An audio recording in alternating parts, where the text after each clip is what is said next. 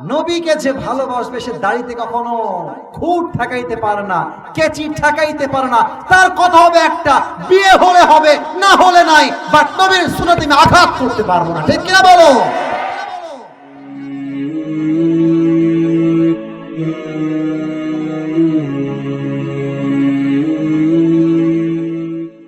গোলাম সরওয়ার সাইদি হুজুর, নামটা শুনছেন না আপনার সবাই? উনি মারা গেছেন, আল্লাহ ওনাকে জান্নাতুল ফেরদাউসের উঁচু মাকাম নসিব করুন। জোরে আরো জোরে। উনি একটা কথা বলতেন, আই জাস্ট কোট, আমি জাস্ট এটাকে মেনশন করছি বোঝাবার স্বার্থে। উনি বলতেন, নামাজ নাই যার ঈমান নাই তার, নামাজ নাই যার মুসলিম হিসেবে পরিচয় দেওয়ার কোন অধিকার তার আল্লাহর জমিনে নাই। ঠিক কিনা বলো? এবার বলেন তো সবাই, ইসলামের দ্বিতীয় খলিফা তার নাম কি ছিল? ওমরে ফারুক। বলেন সবাই, নাম কি ছিল? নামাজ কাকে বলে? দিল কান খুলে দেন।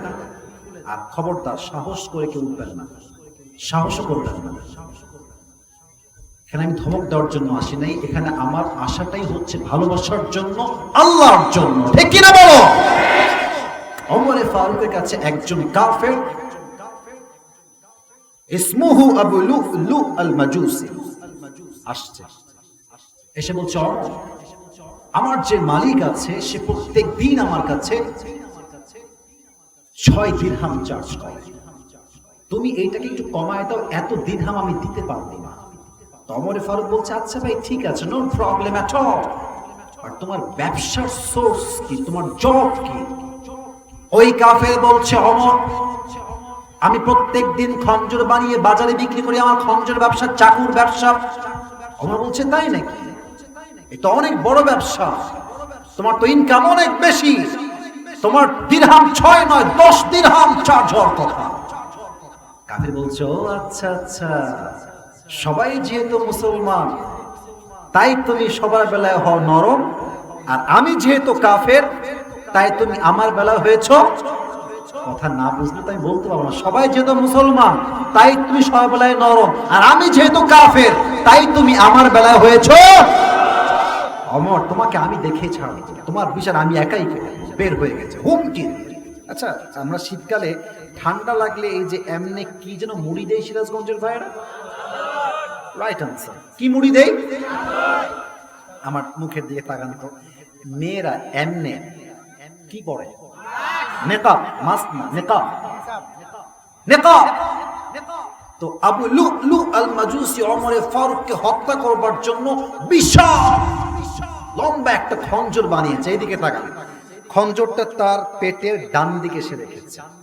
এখন এটাকে ঢাকবে কেমনে? বিশাল লম্বা একটা, যুবক ভাইরা আমার দেহের দিকে তাকাও, চাদর নিয়েছে, দুই পাশে চাদরটা এমনে ঝুলিয়েছে। আপনি আমার হাত না দেখলে চাদরের ভাবটা বুঝবেন না। ডান দিক এমনে উঠিয়ে এই যে এখান থেকে দিয়ে এই পর্যন্ত দিয়ে ঝুলাই দিয়েছে। অভিনয়টা কি বোঝা যায়? আর উপরের যে পার্ট, এই যে চাদরের এখানে, এইটা দিয়েছে রুমাল টাইপার, এমনে ঝুলাই এই পর্যন্ত, জাস্ট লুকিং লাইক এ বোরকা এন্ড নেকাব, পুরোটাই ঢেকে ফেলেছে। কি করেছে? ঢেকে দিয়ে পুরো দেহ ঢেকে, খঞ্জর ঢেকে, মুখ ঢেকে, ছদ্মবেশে মুনাফিকের রূপে ফজর নামাজে আসছে সেই কাফের। ওমরে ফারুক আসছে মস্তের ইমাম হয়ে, ডাক দিয়ে বলছেন, সফু সুফুফাকুম, কাতার সোজা করো, কাঁধে কাঁধ মিলিয়ে দাঁড়াও, আল্লাহু আকবার। দাঁড়িয়েছেন নামাজ। এবার আমার চেহারা কেউ দেখলেন না, আমার এই যে আমি হাত বেঁধেছি না সানার জন্য, এই হাত দেখেন তাহলে হাদিসের মর্মার্থ বুঝবেন। ফ্যানটা অফ করো, ফ্যানটা, এই যে তোমার যে বাতাসটা অফ করো, এটা শব্দ হলে যুবকদের বুঝতে সমস্যা। এই দেখেন দুই হাত, সানা পড়েছেন, সূরা ফাতিহা পড়েছেন, এন্ড দেন কিরাত পড়েছেন, আল্লাহু আকবার, রুকুতে গিয়েছেন।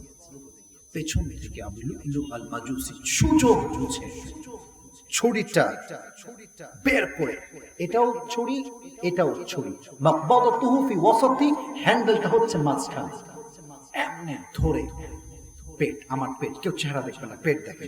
ওমরে ফারুকের পেটের ডান দিক থেকে শুরু করে এমনি একটা পোজ দিয়েছে, এমনি আর একটা পোজ দিয়েছে, নট এনাফ, আবার এমনি, আবার কন্টিনিউয়াসলি 3টা চাকু স্ট্যাবিং এ পচে ওমর ফারুকের পেট 2 ভাগ হয়ে নাভি থেকে সব ভুঁড়িগুলো এই পাশ দিয়ে বের হয়ে বাহিরে পড়ে গেছে।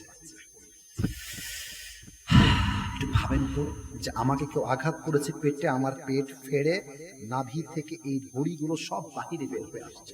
Just try to imagine the situation. একটু ভাবেন না যে অবস্থা কতটা ভয়ঙ্কর। নামাজের মাঝে ওমর ফারুক চিৎকার দিয়ে বলছে, কতালানি আল কালব, আমাকে একটা কুকুর হত্যা করেছে, আমাকে বাঁচাও। অজ্ঞান হয়ে পড়ে গেছে।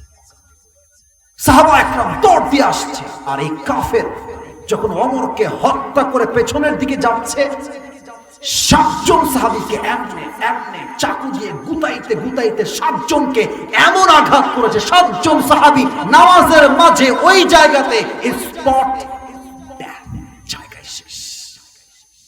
ওমর ফারুককে ধরে সাইডে নিয়ে আসছে। মদিনার সব ডাক্তাররা দৌড়ে আসছে, ওমরকে বাঁচাও। এমন এক সেনাপতি, এমন একজন বীর বাহাদুর, এমন একজন প্রাইম মিনিস্টার যার শাসনের জন্য বাঘ আর হরিণ একই ঘাটে পানি পান করে। সুবহানাল্লাহ। এবার ওমর ফারুককে 2 হাত এই ঘাড়ের কাছে দিয়ে, উনি শুয়ে আছেন তো, হালকা করে উনাকে উঠিয়েছেন। ওকে, দিস ইজ আ ওয়াটার। এটাকে এমনি দিয়ে ঠোঁটটা হালকা ফাঁক করে পানি দিয়েছে। তো পানি যখন তার ভেতর দিয়ে গেছে, গলা দিয়ে নেমে, বুক দিয়ে নেমে, পুরো পেট এমন ভাবে কেটে গেছে, পানিগুলো এই পার দিয়ে এসে পেট দিয়ে গলগল গলগল করে বাহিরে বের হয়ে গেছে। ডাক্তাররা বলছে পানি দিয়ে কাজ হবে না, দুধ নিয়ে আসো।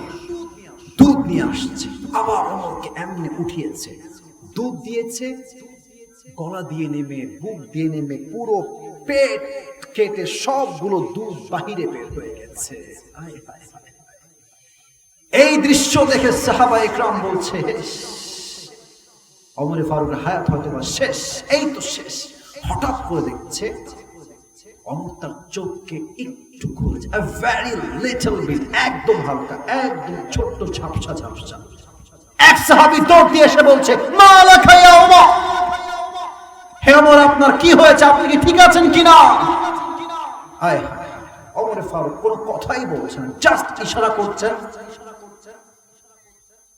তোমার কানটা আমার ঠোঁটের কাছে নিয়ে আসো। ওই সাহাবী দৌড় দিয়ে কানটা ঠোঁটের কাছে দিয়েছে ওমরের। ভাবছে হয়তো ছেলের কথা বলবে, বউয়ের কথা বলবে, রাজ্যের কথা বলবে, সম্পত্তির কথা বলবে। No, absolutely wrong idea. Omar Farooq সন্তানের কথা নয়, বউয়ের কথা নয়, রাজ্যের কথা নয়, সন্তানের কথা নয়, প্রথম কথা, এই সাহাবী আমাকে জবাব দাও, আসাল্লান নাস, আমি যেই নামাজের ইমাম ছিলাম, আমার অজ্ঞান হওয়ার পরে সাহাবা ইকরাম কি সেই নামাজটা জামাতে আদায় করেছে কিনা?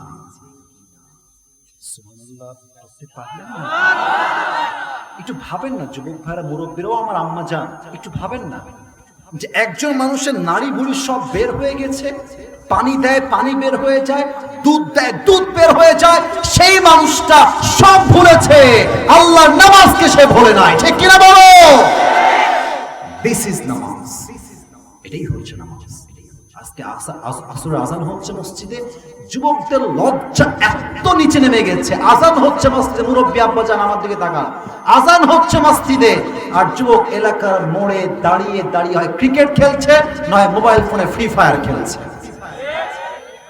আজান হচ্ছে মসজিদে, চায়ের দোকানে মুরব্বী আব্বা জান বসে বসে সিনেমা দেখছে, নয় বিট আনছে যুবক ভাইরা। ঠিক আছে কিনা বলো আমার কথা? এই জীবনে কি মানে আপনার? নামাজ নাই যার, ঈমান নাই তার, নামাজ নাই যার, আল্লাহ হবে না তার। ঠিক কিনা বলো? নামাজ হচ্ছে পৃথিবীতে সবচেয়ে গুরুত্বপূর্ণ ইবাদত for every Muslims in the world. প্রত্যেকটা মুমিন মুসলমানের জীবনের প্রথম কাজই হচ্ছে নামাজ পড়া। 3 4 নাম্বার বলতে হলে আমার চেহারার দিকে সবাইকে একটা জিনিস তাকিয়ে উত্তর করতে হবে, আমি যে জিনিসটা হাত দিয়ে আছি এখন, আচ্ছা আমি একটু ফেস হটাচ্ছি, এই যে এইটা এইটা এইটা কি? আস্তে কথা বলে, আর একবার, এটার নাম কি? আচ্ছা আমার দাড়ি কি ছাটা নাকি? আমার দাড়ি কি কাটা দাড়ি নাকি যুবক ভাইয়েরা? চাপ দাড়ি। আচ্ছা বলেন তো সবাই, আমাকে এই চাপ দাড়ি রেখে সিরাজগঞ্জের পাইকপাড়ার ভাইরা অসুন্দর লাগতেছে? আরে ভাই বলেন, আনস্মার্ট লাগতেছে? খ্যাত লাগতেছে? অনেক মেয়ে দাড়ি রাখলে বিয়ে করতে চায় না। আরে বেটা, স্পষ্ট কথা বলবা, যেই মেয়ে আমাকে দাড়ি রেখে বিয়ে করতে চায় না সে আমার বউহারই তো যোগ্যতা রাখে না। যেই মেয়ে আমাকে নবীর সুন্নাহের দাড়ি দেখে বিয়ে করতে চাইবে, ওয়াল্লাহি সেই মেয়ে তো আদর্শবান বউ হওয়ার যোগ্যতা রাখে। বলেন তো সবাই, নবীর মুখে দাড়ি ছিল কি ছিল না? আবার বলেন, ছিল কি ছিল না? নবীর মতো সুন্দর যুবক এই জমিনের দ্বিতীয়টার কেউ কি হতে পারে নাকি? হতে পারে? চাঁদের চেয়ে সুন্দর তুমি, নবী আমার কামলিওয়ালা, দো জাহানের বাদশা তুমি, প্যারা নবী সাল্লে আলা, দো জাহানের বাদশা তুমি, প্যারা নবী সাল্লে আলা, চাঁদের চেয়ে সুন্দর তুমি, নবী আমার কামলিওয়ালা। সুবহানাল্লাহ। নবীকে যে ভালোবাসবে সে দাড়িতে কখনো খুঁট ঠেকাইতে পারে না, কেচি ঠেকাইতে পারে না। তার কথা হবে একটা, বিয়ে হলে হবে, না হলে নাই। বাট নবীর সুন্নাতে আমি আঘাত করতে পারবো না। ঠিক কিনা বলো?